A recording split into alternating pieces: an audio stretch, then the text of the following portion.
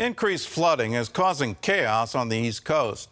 It happens so often that the National Flood Insurance Program is $20 billion in debt. Well, now several cities are spending billions themselves to protect their coastline and infrastructure. CBN's Brody brings us the story from Charleston, South Carolina. More than a third of Americans live within 10 minutes of the U.S. coast. Many communities have similar challenges they share, such as storms increasing in power and frequency and rising sea levels. Here in Charleston, South Carolina, experts say if nothing is done, many of the people will be forced to move, and within 20 to 30 years, this city could be underwater. For me, yes. I don't want to move. I love it here. Of course. Studies show sea levels have risen rapidly over the last decade, and coastal cities are working against the clock to find proactive solutions. The sea level rise doesn't discriminate. If you're on the coast, it's going to get you, and you better prepare for it. We need to do this now, because if we don't, we're anticipating 14 inches of sea level rise by 2050. Yeah. So is Norfolk, so is Miami. We're all anticipating this. Data from the National Oceanic Atmospheric Administration, or NOAA, predicts levels to rise as much in the next 30 years as they have in the past century. You can't say the water didn't happen. There it is.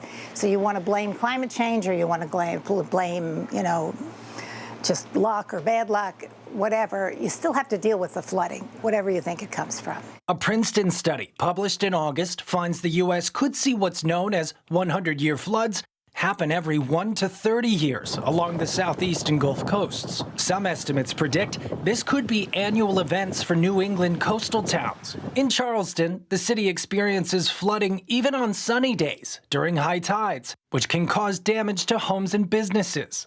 We've had like 80 days of something on the streets. The streets are impassable, and the highways around the city become impassable. Since roughly 50% of the city is built in a floodplain, all this has folks worried about potential devastation from the next dramatic storm surge. You can see my crawl space here. Yeah. Fed up with the flooding, 20-year resident Susan Lyons started the grassroots group Groundswell in 2017 to push city officials to take action. We formed in order to make noise. It was an advocacy group. It still is. After 6 years of hearing that noise, the city is bringing in the Army Corps of Engineers to study building an 8-mile storm surge structure intended to protect the peninsula area.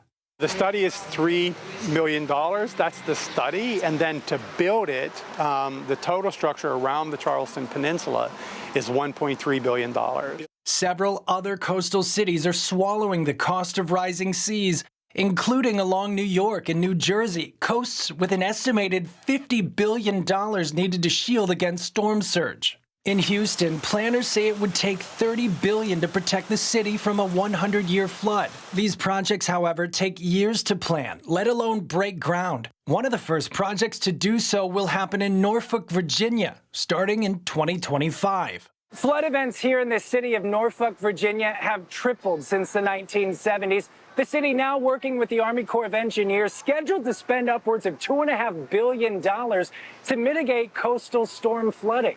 But critics point out none of that money is focused on flooding from rainfall or rising sea levels, which is plaguing major cities up and down the entire eastern seaboard. The project does protect more than people realize and that the critics realize. We would just say that this project that is being developed will not reduce all the flooding that they will experience. They need to continue to listen to the city of Norfolk and their emergency response that they push out to the citizens. The federal government will cover about 65% of these coastal storm risk projects thanks to the Bipartisan Infrastructure Act, with the rest coming from each city. Norfolk still needs about $2 billion to cover the cost.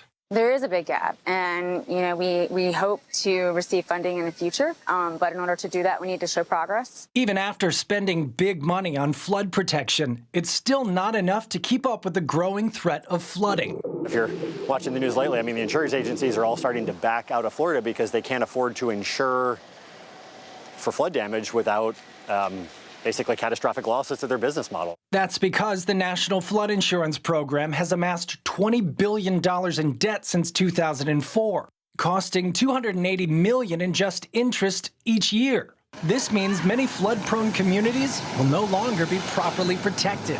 What they all predicted 20 years ago, the scientists off in their ivory towers, is now coming true. I'm living it, and so are hundreds of people here, and so are thousands and thousands of people, around the country. As risks and costs rise along with the sea levels, leaders agree they must adapt to predicted coastal flooding in order to preserve their cities for future generations. In Charleston, South Carolina, Brody Carter, CBN News. Well, if you live on the East Coast of the United States of America, and if you live anywhere near water, this is going to be a story for you for decades to come. This isn't some news flash. This is a long process that's been happening over years. I lived in Norfolk, Virginia. I experienced the flooding firsthand. If a hurricane was anywhere near, you didn't want to be anywhere near Norfolk because you were pretty much assured that the city's streets were going to be flooded. And if something catastrophic happened, you wouldn't be able to get out. Norfolk's problem is not just rising sea levels. The city is actually sinking. And so there are two forces at work, and now we're seeing it. It's going to play out in insurance markets. A big insurance company just completely pulled out of Florida, doesn't want to issue homeowners policies anymore. We've all seen the news reports of the current flooding in New York City. This is going to be a long-term problem, and what exactly can you do when Mother Nature seems to be completely against you?